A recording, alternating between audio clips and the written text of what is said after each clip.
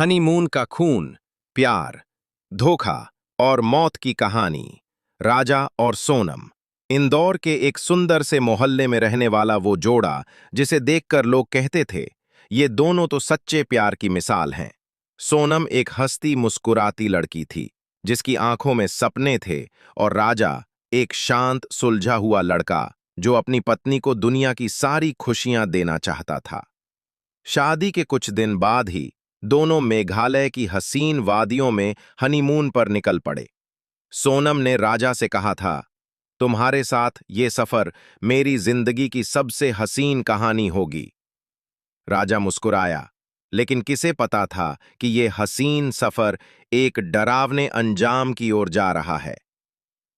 मेघालय की ऊंची पहाड़ियों के बीच 3 दिन बीत चुके थे, लेकिन चौथे दिन से राजा गायब हो गया। सोनम ने होटल स्टाफ से कहा, राजा सुबह टहलने गए थे, वापस नहीं लौटे। पुलिस आई, जांच हुई, और फिर एक झरने के नीचे से राजा की लाश बरामद हुई।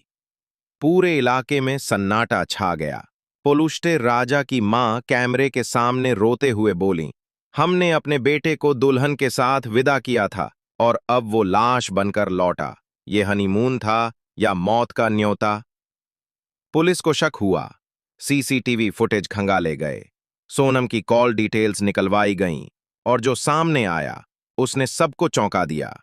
सोनम का किसी और से अफेयर चल रहा था। राजा की हत्या प्लान के तहत की गई थी। राजा को पहले नशीला पदार्थ दिया गया और फिर एक ऊंचाई से नीचे धक्का दे दिया गया। 9 जून 2025 को पुलिस ने सोनम को गाजीपुर से गिरफ्तार किया। राजा के पिता ने कहा, बेटे ने शादी को घर का सुख माना और बहू ने उसे कब्र का रास्ता दिखा दिया। प्यार के नाम पर मौत, क्या यही था अंत?